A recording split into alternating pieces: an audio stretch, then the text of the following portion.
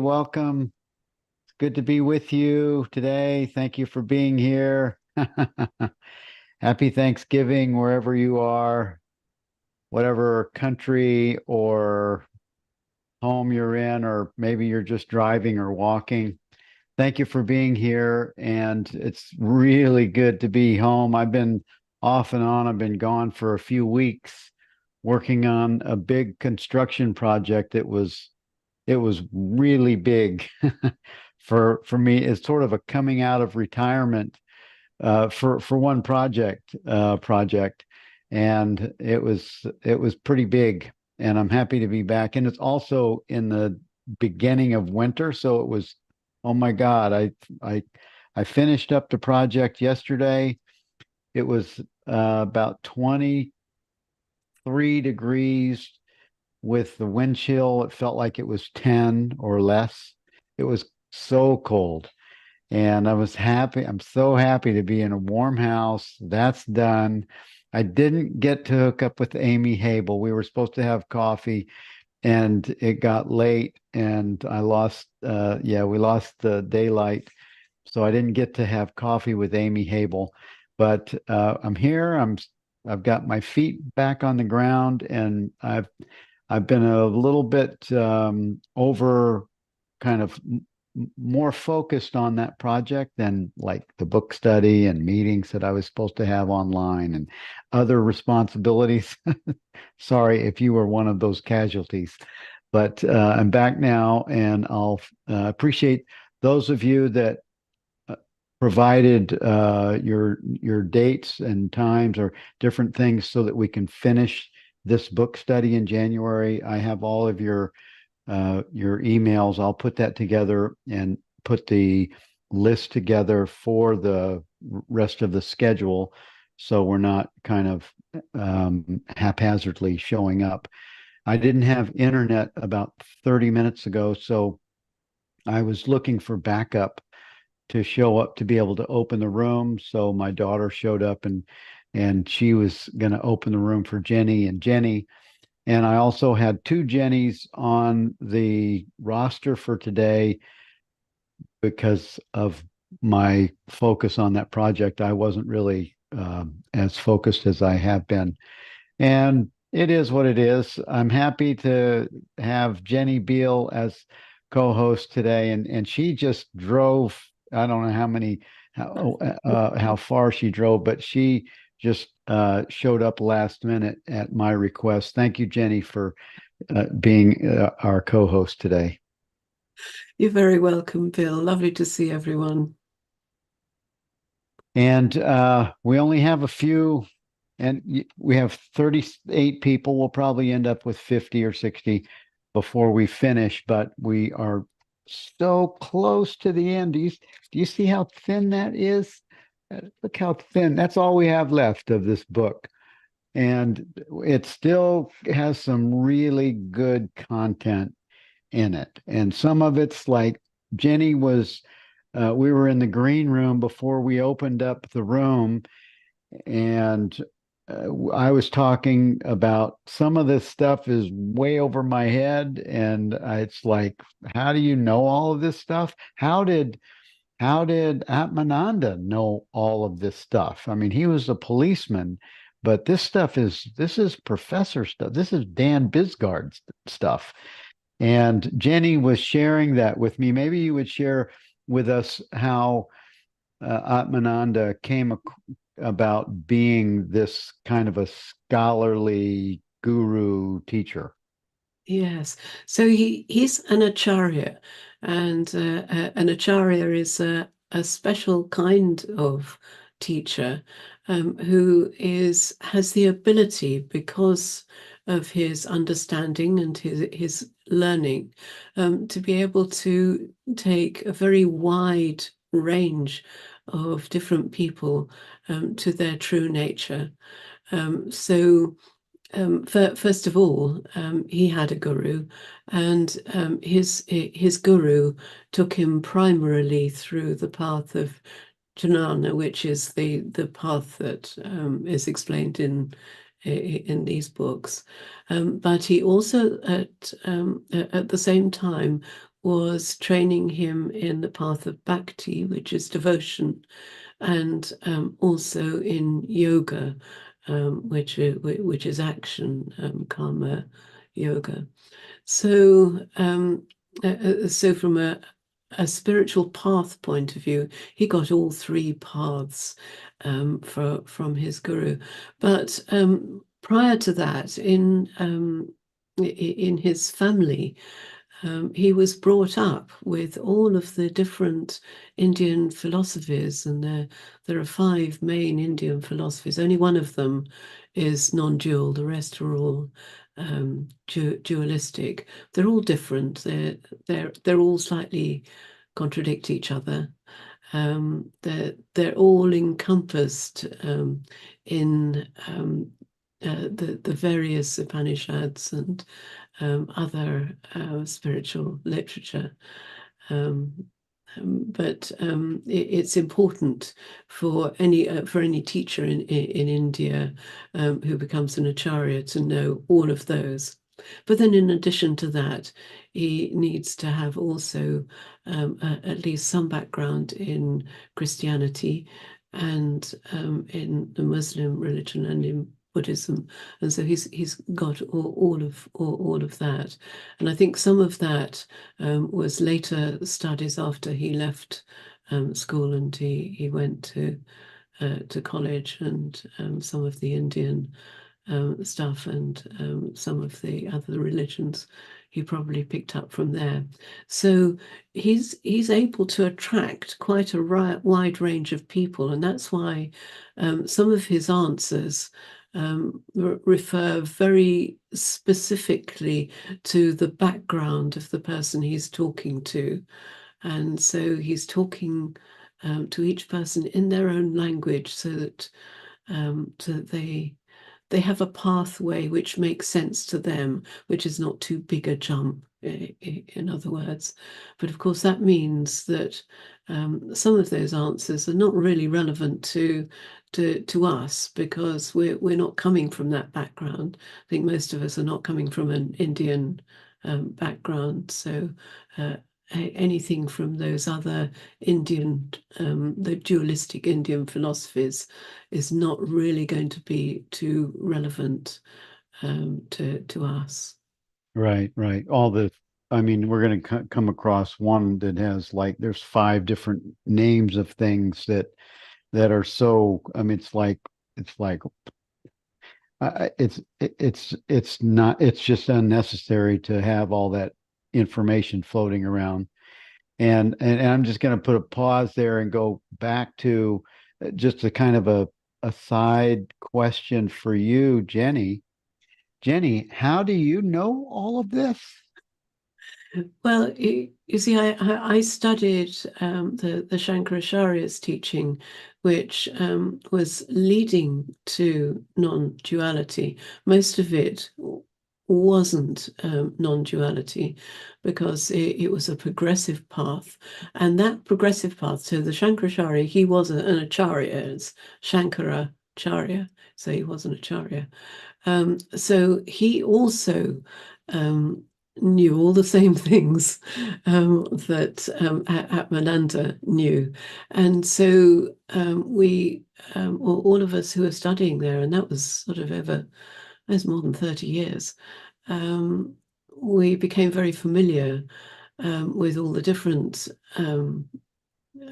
Indian philosophies, Nyaya, Yoga, Vaisheshika, Mimamsa, loads of them, and all the different ideas from them. Then we got to know, and quite a lot of the Sanskrit words. There are quite a few Sanskrit words that Atmananda uses, which I never came across because they were never used by the Shankaracharya. So I tend just to know what the Shankaracharya used in his teaching. Okay. Well, that's really, I mean, it's been to our huge benefit to have your understanding as part of especially this book study, but I would say all of them been super helpful. And I'm interviewing a lot of these different teachers for the Awakening Mind films. And I think it's time to have an interview with you. I think we need to interview you for the film. Well, Yes. you're very welcome. I'm going to have to talk to Leif and see if we can make a pit stop and film you. We'll have to talk further on that. Okay. Well, let's look at 391, right? Is that where we are? Yes, that's where Yeah, we're you ended starting it. I today, isn't think it? I was on the roof last week finishing that Well, big project. well, we had And three of us last week, and it was great fun. oh, nice. Well, thank you all three and everyone for being here and keeping this going. And for 391, there's a few of them that are pretty easy, and there's a few today that are like, oh, this first one, what is the test of the free and the bound? What do you think of this one, Jenny? I can't wait to hear your answer to the second part. Yes, I mean the test that we now use, which is absolutely equivalent to what Atmananda is saying, is what is it that you believe yourself to be in this moment now? And if you feel yourself to be consciousness, then that's fine. You're free.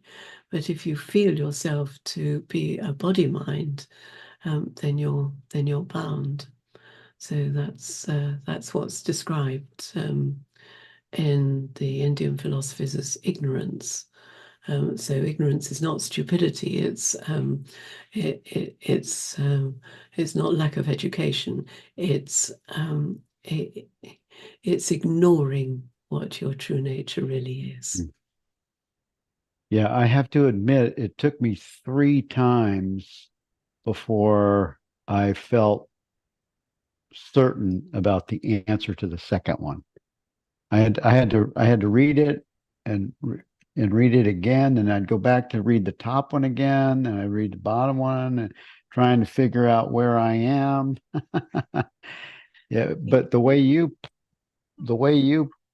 posited and characterized it, it made it much easier to check the box. Yes, and another test, perhaps a slightly deeper test, which also relates to what he says here, is where do you feel yourself to be located at this moment? And if you feel you're located, say, in the chest or behind the eyes, then that again is then you are bound because you are in a sense feeling yourself to be limited by the body and the mind because really you're not located anywhere. So let's run that test. Can you run that test for the group right now? Well, it's very simple. Where where do you feel the sense of I to be? So is it behind your eyes? Do you feel I'm looking out through my eyes, and that's where the real me is? Or do you feel I'm located in my heart, in the heart area, and that's where I am. That's where there's a sense of me. That's where me resides.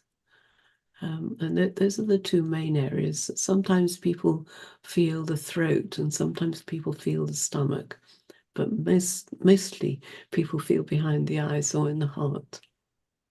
Hmm, good. I couldn't find a location for for me. I can't find that it's that it's locatable. Yes, well, that's good. That's the idea. Yeah, Yes. yeah. So thank you for doing that. I just thought that was a good kind of an opportunity to, and I did check as you were in as the invitation was given, and I saw that others were checking to sort of check in, and I think that's valuable. That's taking the context of what is being offered here, and it's bringing it into a current understanding and direct experience. Yes, Yeah, yes. that's awesome. Thank you. So, 392, can there be two self luminous things? Now, Jenny, I already know your answer for this one, but give it to all of us. Right. Well, he's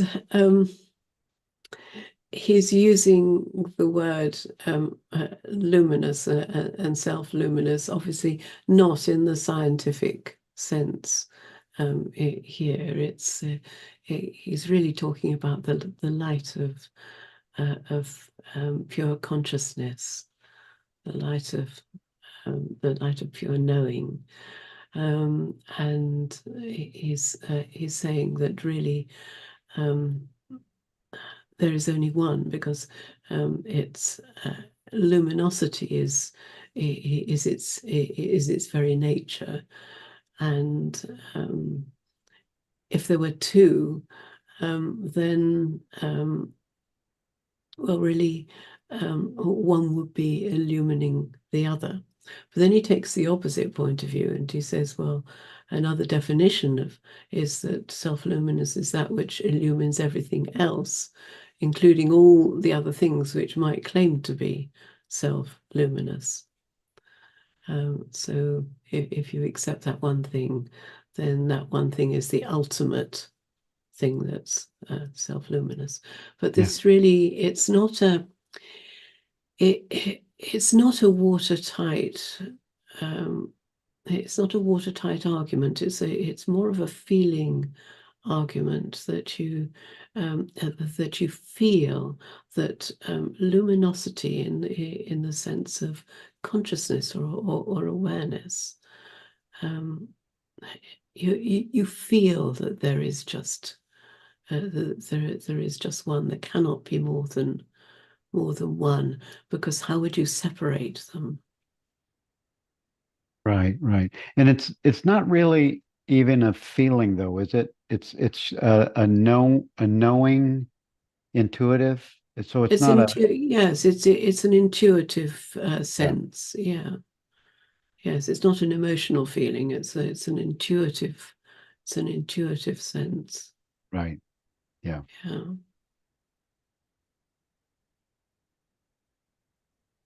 I like that. You remember that we did that show a few years ago called we were going through A Course in Miracles, and Oh you kept yes, drilling down it until it became drilled into my head. There is only one being. yes, yes. You drilled Mm. that in very sufficiently. You gave it a deep dive. I mean, it was you kept it felt like you were consciousness was using you to bring that deep and then stay there for me. Yes, yes, yeah. Yeah, thank you And for and that's the other side of it. That's because here we're talking about consciousness, the light, and one being. That's the substance, and it's the unity of the two. It's seeing that being and consciousness are one. That's the next step after what he's saying there in 392.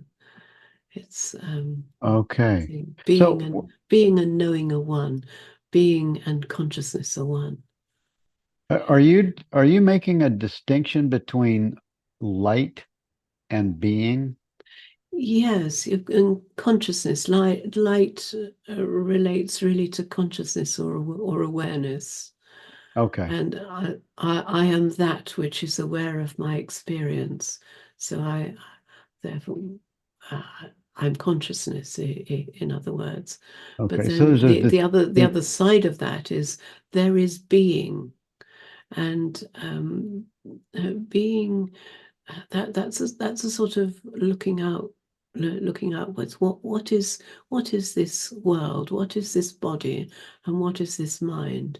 They're all part of being, part of a universal being. Okay. And so it's Yeah. seeing that the that universal knowing and that universal being Yeah. are a one. Yeah. It's a knowing of your own being is a slight distinction than light or awareness or consciousness or formless presence. Yes. Yeah, yes, Yeah. yes, but, yeah. Yeah. It's subtle. It's a subtle like knowing of your being It's is if you take I am, yeah. and that uh, those two words express that unity. So there's I consciousness, I that which is aware of my experience, and am, that's the amness, that's the being. And so the two together, I am, that expresses that unity of consciousness and being. Yes. Yeah.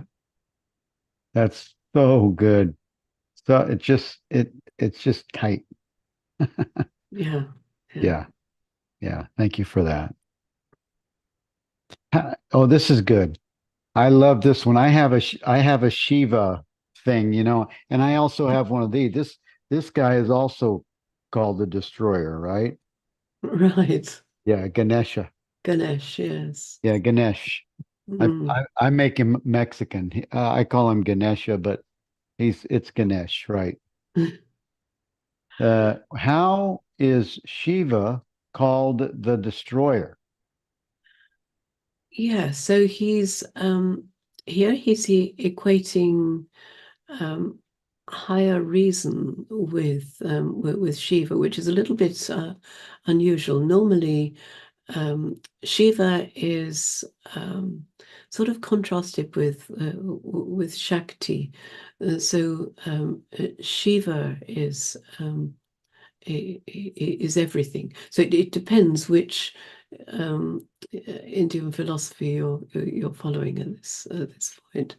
So Shiva and Shakti, that's a bit more the tantric um, duality. So Shiva is absolute stillness, is consciousness, pure consciousness, no movement, absolutely unchanging. Shakti is the movement of consciousness which produces all the names and forms. So Shiva vibrates within himself and Shakti emerges, but Shiva and Shakti are one. So that's the use that's normally made of Shiva uh, and Shakti in the direct path approach. So Francis, for example, will talk about the path of Shiva.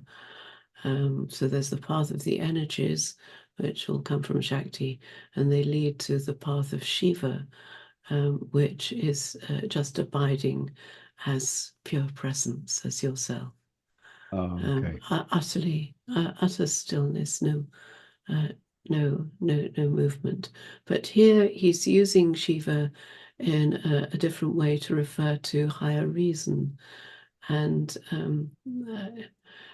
higher reason. It's higher reason is really reasoning about the self, about the ultimate reality. And it's called Vidya Vritti, but the Sanskrit implies reason which leads directly to understanding. Now, the way we use reason normally in the West is really like logic applied to facts, Okay. and there wouldn't necessarily be understanding there. We would just see that yes, the logic works, that this is true, but I don't really feel it's true. But Vidya Vritti has the implication of higher reasoning, which takes you directly to understanding. Okay. Yep. That really helps too, because when I first see the word reason, I put it right in the category that you described. You know, Yeah. until you make it more clear, it is nice to bring it into uh, how does this character play into the way it works? Yeah. So, You know, this character we're calling Shiva. yes, yeah, yes, exactly. So it's saying that Shiva in I can't remember which of the Indian traditions he's regarded as the destroyer, what destroys the whole of the universe ultimately. Right. I So don't, the universe yeah, comes into being, and then is sustained, and then goes out of being. And Shiva is the destroyer that uh, that reduces it to nothing, to stillness, to himself, that's Shiva. to And still that, that's Shiva. I So think, higher reasoning um, does the same thing. It destroys all um, he says lower reasoning that mind has created. So it's the false logic. So, for example, I believe that I am my body mind, and I have all sorts of reasons why I think I'm my body mind. But that's false. That will be false logic. You see. mm, So he destroys that. He says, "Well, are you sure?" That's a starting point for right, higher reasoning. Are you sure? What evidence do you have? And then um, he destroys the any evidence that you might put up that I'm just a body mind. right. Okay. Yeah. And Linda, you mean corrected me on Ganesha or Ganesh. He's the remover of obstacles, right? Thank you, Linda. Yeah, I get them mixed up. You have Shiva dancing on the ego or whatever. Uh, you have these different images for these different characters. It's very interesting, all that Hindu symbolic, how it's actually helping to train the mind using these different symbols. And I used to think they were all, oh my God, all these gods, but they're really symbols of understanding. Yes. Yeah. It's amazing. Yes. It's rich. Mm. Let's see. It looks like somebody said something. Understanding equals light. Uh, Amy said, I was wondering when you'd come to that conclusion. I don't know what I was talking about. That was a while back. Sat Chit Ananda is Right. is what you were referring to as the light or as understanding, right? Yes. Yeah. And then Carol said, is presence the same as am or being? Um, yes. Presence is a sense, really. It's the sense of amness. Yeah. So yes, you can say that it's the same as being. Hmm. I think it's interesting that these different words or characters or descriptions that you give these tiny little, it gives you just this tiniest, most subtle little shift of understanding using a different meaning. Yes. Isn't that Yeah. interesting Yes. how Yeah. that works? And it can be quite powerful when the clarity comes in. Yes. Some words just don't work for some people, and you have to try different words, and then you suddenly find, oh yes, that makes sense to them. Yeah, and then all of a Um, sudden the light bulb goes, oh, yeah. got it. That's amazing. Mm. So, moving to 394, what is the significance of center And did I say that right? Is it It actually says center? center and circumference. So it's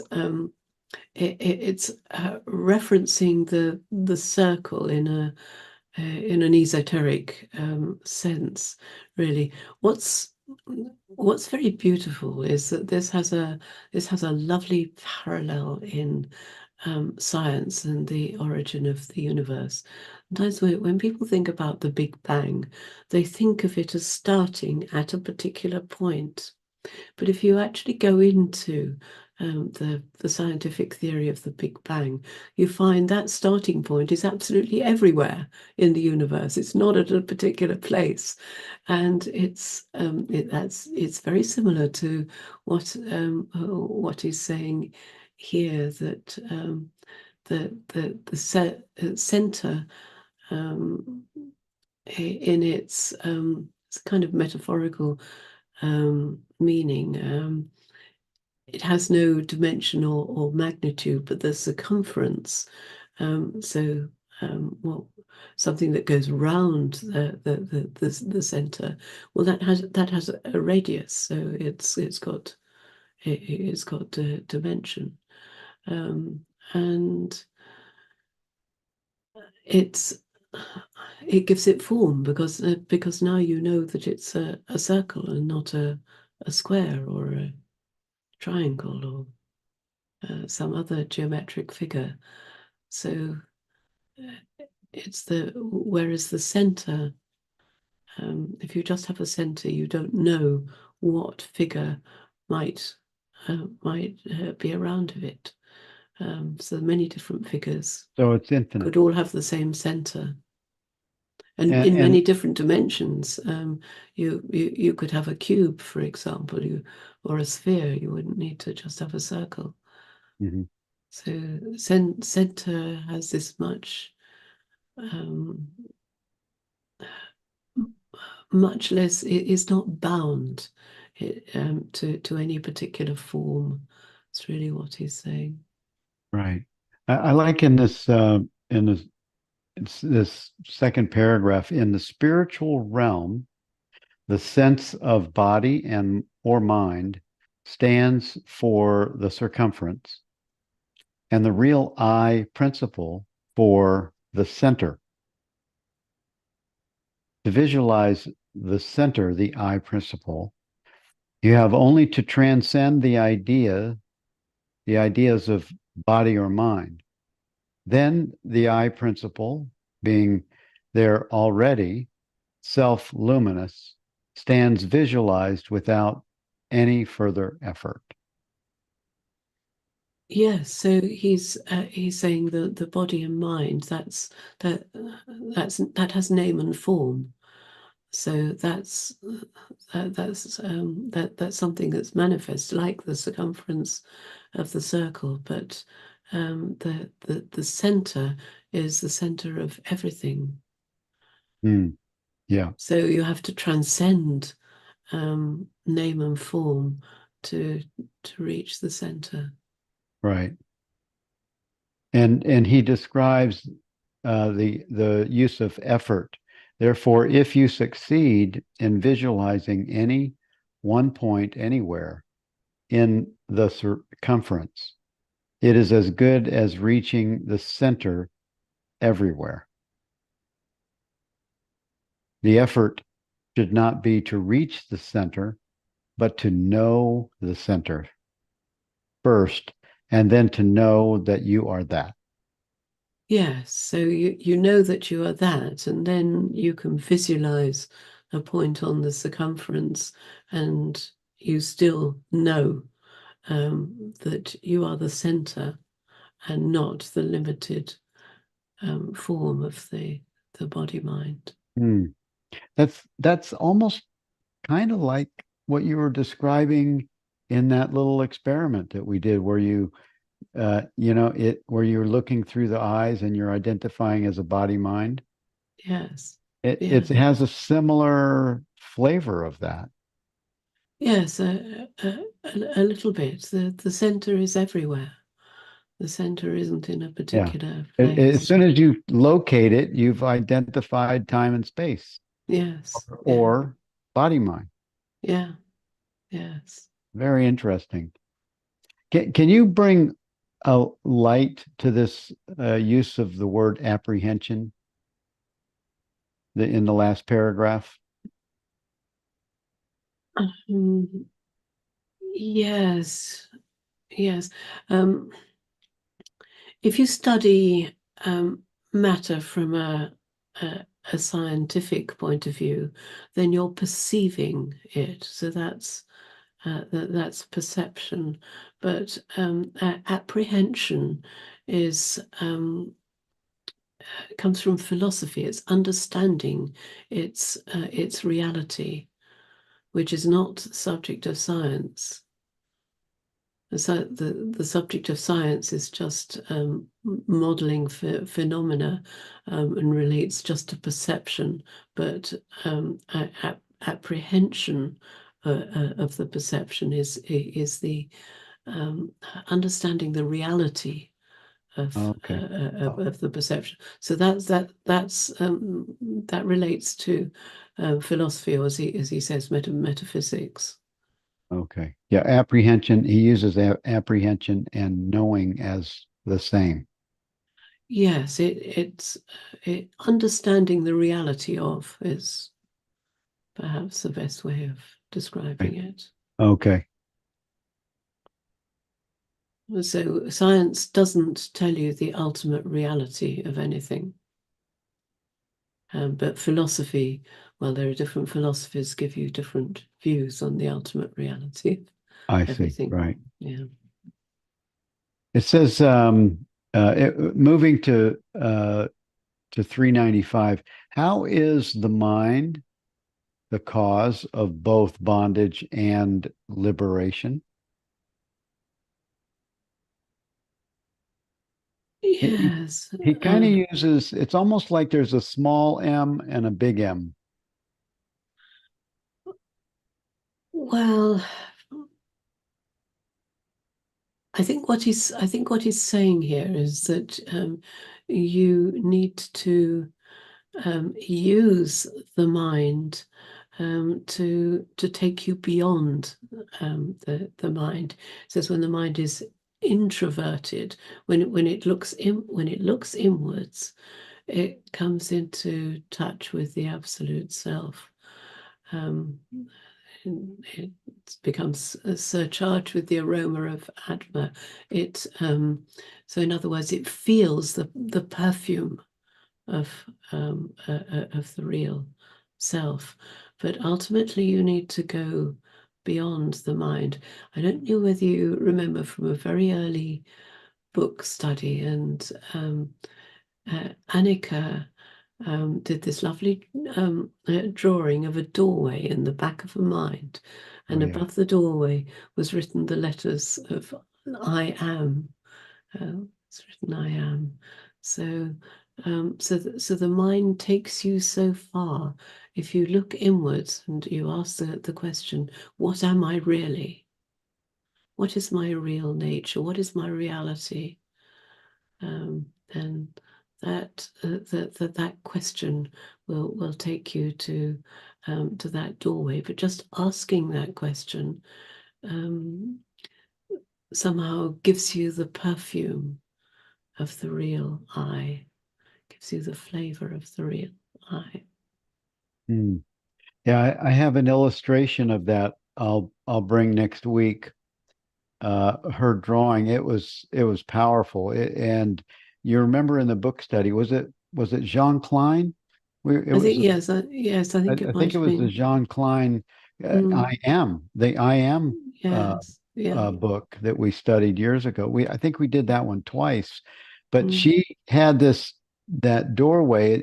I Am is used as the entry point into time and space and out of time and space. It's like a doorway that goes both ways. yes, yes. Yeah, it's very, very interesting, and that illustration was very powerful. Yes, it goes one way into Shiva and the other way into Shakti. Oh, cool. Okay, cool. Nice. I The mind has two kinds of activities, one being extroverted, perceives objects, and the other, being introverted, perceives the real self or Atma. When the Yes. mind is introverted, it comes into touch with absolute self, the inward, and becomes surcharged with the aroma or the perfume of Atma. In that state, whatever comes out of that apparent mind will be perfect in all its aspects. It comes spontaneously and without a stop. There is no apparent ego to claim any right over any of those statements. Every word or sentence written or spoken by a sage is of this nature, each being a mantra in itself that helps to bring you nearer the truth. The rest is for you to experience. Yes, it takes you to the doorway, and that's really what he's saying. Yeah. That all the words of a sage can do is take you to the doorway, and it's up to you to go through and experience for yourself. Yeah. And those two words can totally do it. Mhm. Just I am. I mean, I just you can rest and abide in those two words. Yes. Let's look at 396 art. This was a very interesting and long discourse. Yes, yeah. So so sound is very important in some of the Indian traditions, and particularly anyone who's learnt mantra meditation will know that their mantra is made up of different sounds, and each sound within it has specific meanings and implications. And so that's the sort of thing that he's referring to, and he's talking about music as well. Um, Interesting, Shruti. I've never heard the word Shruti used in connection with music, only in connection with writings, ancient texts. Okay. Wow, So that's a surprise. that's interesting. He says the purpose of Shruti is to show an audible background to represent the inaudible. So Hmm. there are sayings which are Shrutis. So, Jenny, how would this be useful, or this understanding be used? Is there any parallel to chanting and what he's saying here? Um, the, there is a parallel with all sorts of music, and there's I mean the Indian theory of sounds. I mean, Indian music is formed very differently from Western music. It's different scales. It's got I think it goes down to quarter tones from what I remembered. Um, and there's a lot of theory behind it, which I really don't know anything about. But certainly, music does have a power to take you to your true nature, and chanting things like I think it was the Gayatri mantra, which gave Francis his first experience of his true nature, his first glimpse. Really? What do you Chanting of can Gayatri you mantra. describe that? The Gayatri uh is that Um, it's it's quite long, and it's sung. It's you can look it up on YouTube. There are some nice Okay, recordings of the Gayatri Mantra on YouTube. I'll do But that. yeah, Good. It says nada is the generic name for all sounds. It literally pervades all sounds. Through the medium of any art, when you are taken from the ahata to the anahata, you enjoy eternal bliss. Real art should achieve this without doing the slightest violence to the inner harmony, which is the absolute reality itself. Of course, there is diversity in ahata, but in music, it is so skillfully set that it does not do any violence to the anahata behind it. This is why music so readily appeals to you.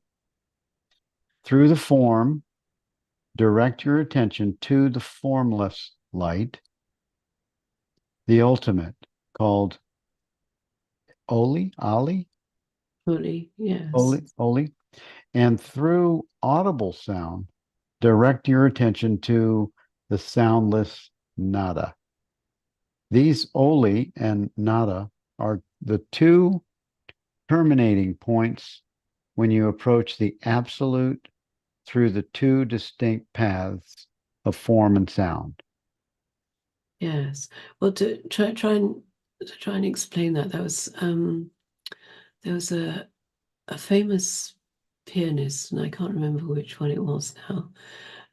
But one of the things he said was that his that anyone could play the sequence of notes that he played, any reasonable amateur musician, but his skill lay in the gaps between the notes,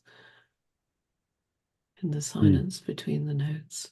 yeah. And that's really what this is saying here. And if you listen to classical music, then that's exactly what you that's what you find if you listen to a really good performance of Beethoven sonata, Beethoven quartet. You'll find it's those pauses between the notes that somehow take you back to what you really are.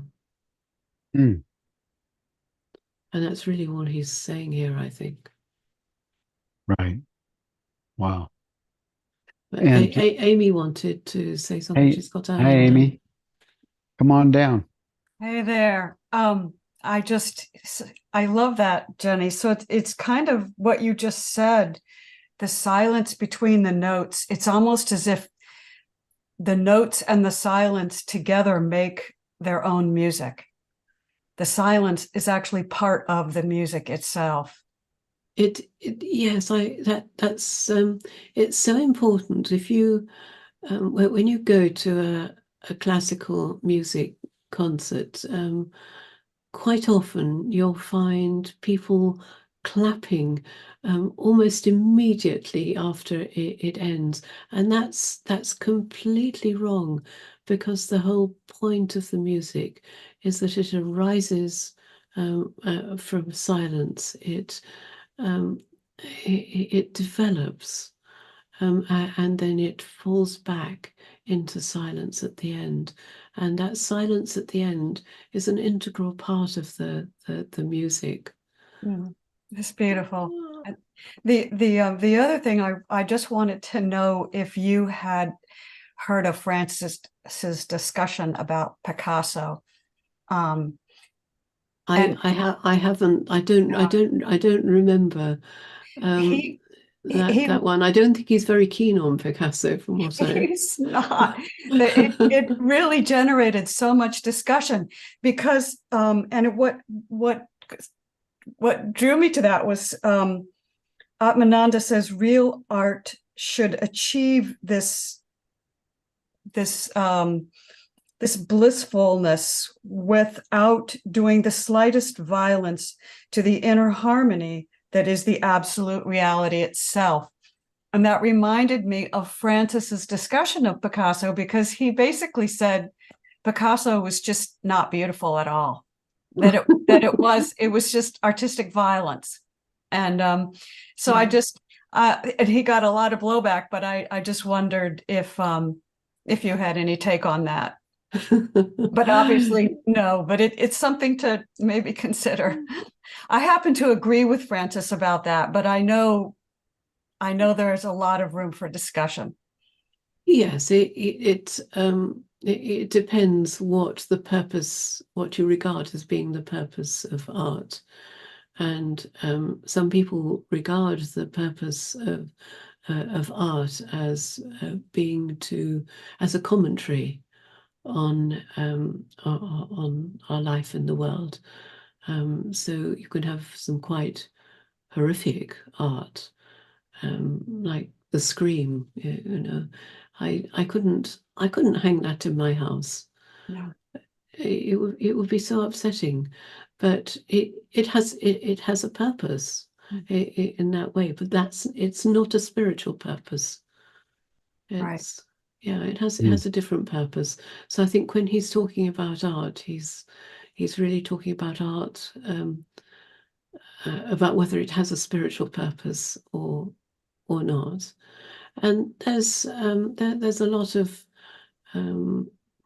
classical music, modern, contemporary, or last 20th century classical music, which is really not at all harmonious. It has underlying it a mathematical beauty, but I don't feel that beauty when I listen to it, and I don't think anyone else who listens to it feels that beauty. It's kind of mathematical cleverness, really.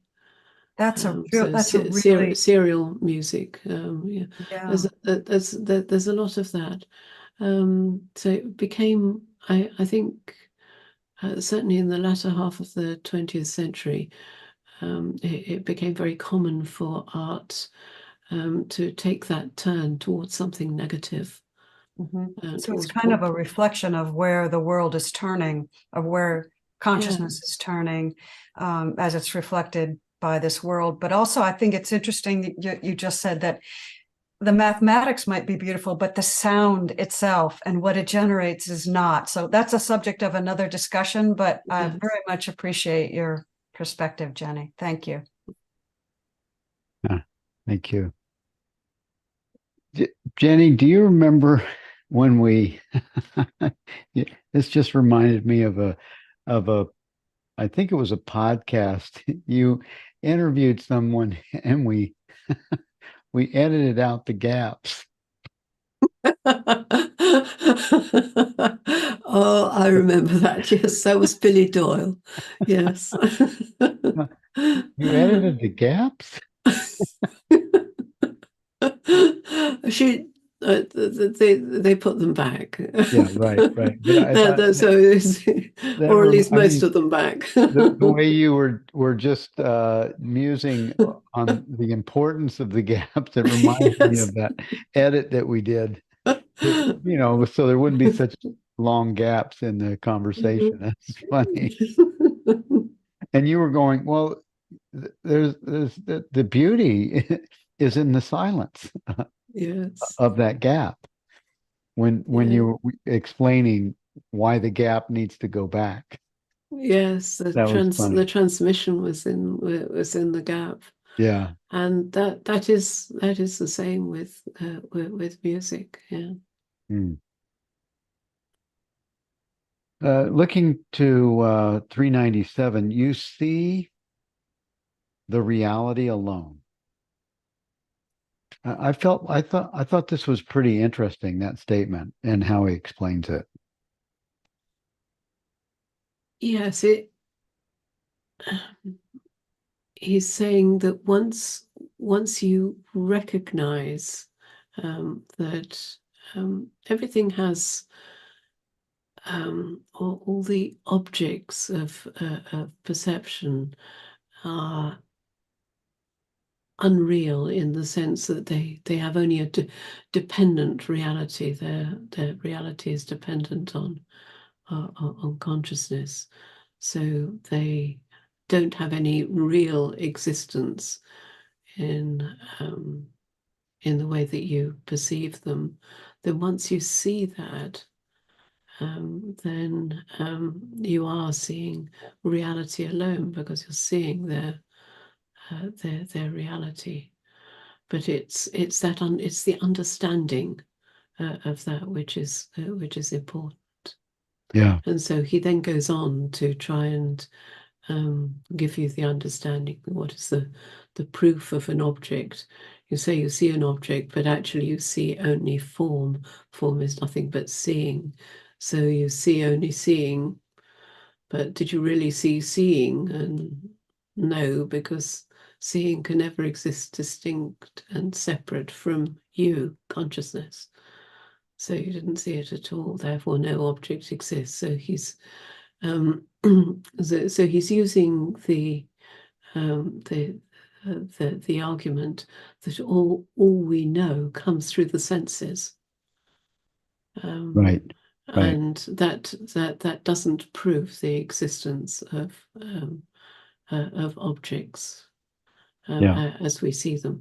Now, it doesn't actually disprove the existence of objects, but we know enough about the senses scientifically to know that they're not really telling us the truth.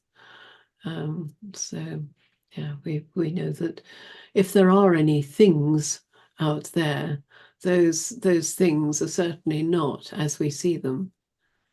Right. Right. Because the filter system is just built on this dimensional reality, on this interface, this filter. It's it's a model that we use to negotiate the world. We've um, to function as a body mind. Yes. Then we need the capacity to model the world around it. But that doesn't mean that the world around us is as we model it. It isn't. And in fact, we know that it isn't. So that's what Don Hoffman explains, Yeah. and explains it very beautifully in his book, The Case Against Reality. Yeah. Yeah. And I like this. I mean, it's such a subtle distinction that he gives. If you carry on to, I mean, 399, what do ideas prove is sort of actually 398 should be 399, 398.9 should be 398, because 399 really gives the subtle understanding of what he's saying in seeing. It's not really what you see. It's seeing is just the witness. It's not really seeing anything. It's just there's a witness Yes, it's of the simply gap. it's perceiving. Yeah. Yeah, yeah. In 398, he says what there's a question, what, or he's answering the question, what is the truth of creation? I thought this was amazing. His answer, Yes, strictly speaking, that there was no creation, and the concept of creation implies time. So you have to first of all accept that time um, is primary, has ultimate reality, and even scientists are beginning to doubt that now. So really, without time, it doesn't make sense to talk about creation. yeah. So when the idea that you are created in the image and likeness of God is totally false. Yes, because we never were created. All there is now. In a absolute state. So it's important to have level understanding. Yes, yeah, yes. Yeah. I mean, we have models. So in 399, when he says, "What do ideas prove?" I would replace the word ideas with models, because that's really what he's talking about. And he's saying that are the models that we use to understand the world, to negotiate the world, to produce technology, all of those models. Yes, they're very useful, but they're not truth.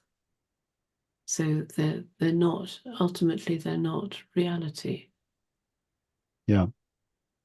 Yeah. He's removing all form. He's removing in understanding.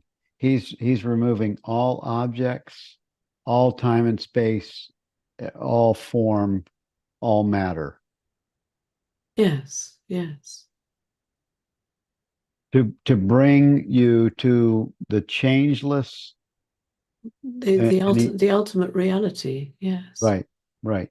He's Yeah. not trying to do it to for kind of to say that it's you're not having the experience. He's doing it to give a distinction between what's not what not reality and what is reality.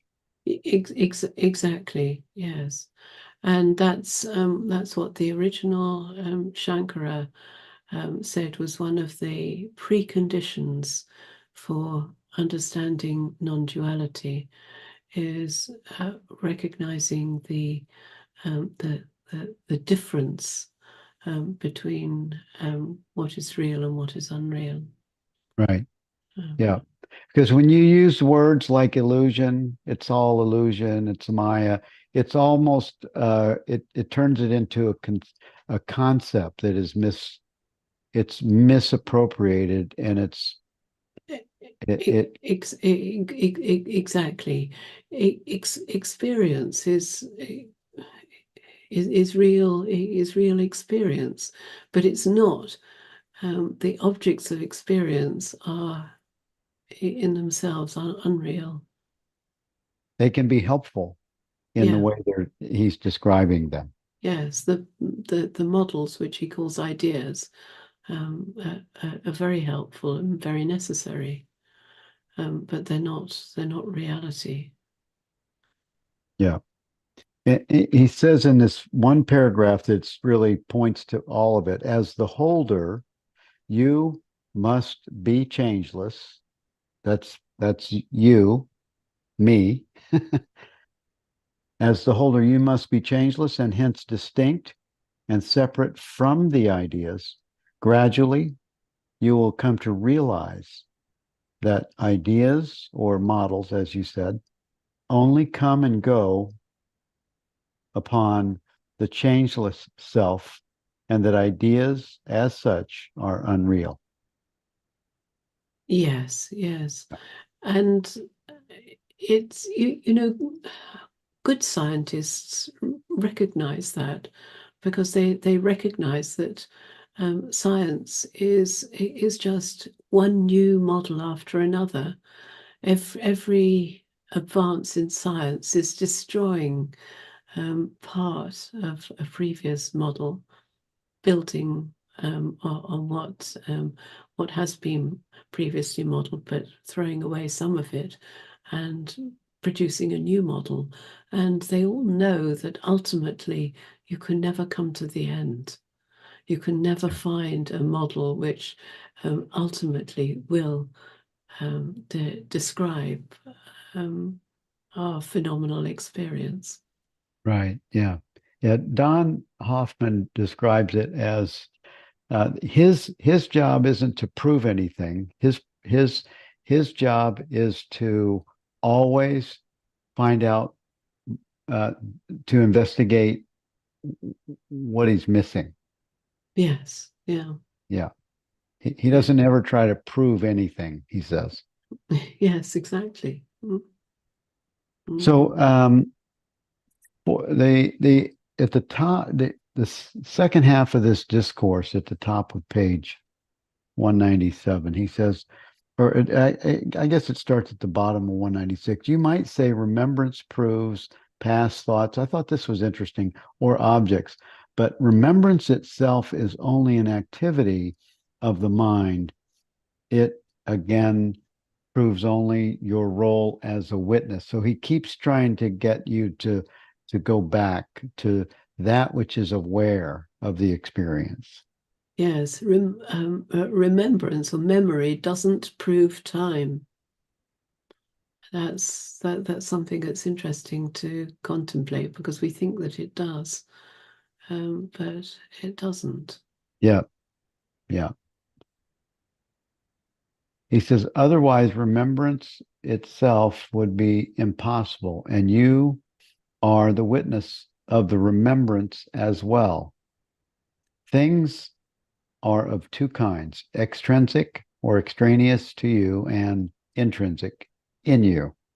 The second can only be one, and that is your own self or real nature. To discover that, you must cease to be enamored of everything extraneous to you and emphasize your own intrinsic nature, the witness. For example, is seeing, oh, this is a good kind of a litmus test. Is seeing extraneous to you or intrinsic in you? Certainly.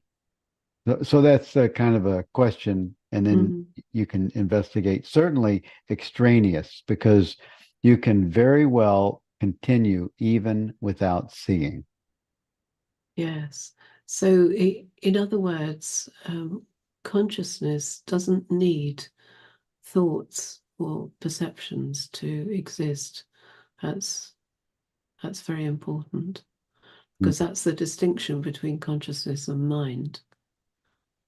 So Right. consciousness can be present when there's no perceptions, there's no seeing, there's no perceptions of any kind, there's no thoughts. Yeah. And that's yourself. So that's really what he's pointing to here. Yeah. And that's why when the question around deep sleep, people get lost in that question. They say, well, I don't have any memory of deep sleep, right? Yes. Well, you wouldn't, because that would be consciousness coming online, or that would be that would be phenomena yeah, appearing. yeah, coming online, looking for something. And that would be a dream state, not deep sleep. Right, right. And now the last one: is thought the enemy of one's own peace?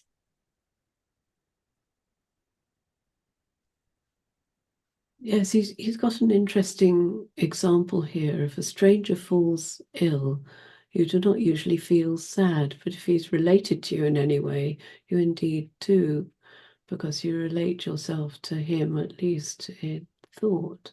Take away thought and you are free, whatever be that thought regarding the world or your own body-mind. Therefore, thought alone destroys your peace. Now that's interesting in a way, because I think if someone falls ill in front of you, then you do feel sad. You are concerned, and you do whatever you can to help, call an ambulance or something. So I think I think his example is quite odd, really. But I can see I can see what he means. There are some things that you don't really that you don't really care about. But the things that you do care about and are concerned about and worry about, those are all presented to you by thought. But it's funny that I was reading this within 15 minutes of getting a text message that my older brother is in the hospital and that he has a mass on his liver. And it made me tear up thinking that, my one brother passed probably 4 or 5 months ago. And my other brother, and then I read this 15 minutes later, and I'm going, oh, I can totally relate to this. Would I have teared up if it wasn't my brother? It's just it's because I have a relationship with him that it made me tear up. Yes, because you were visualizing, you were thinking of your brother. But I don't know if you were in a room in a hospital with someone you didn't know and they were being told. If you were actually there, present, somehow I feel I would still tear up if I were present when they were being told, well, Yeah, you've got this mass. yeah, yeah. I don't know I don't know for sure that I would, but I definitely do when it comes to family or Mm. people you've had many decades of relations with.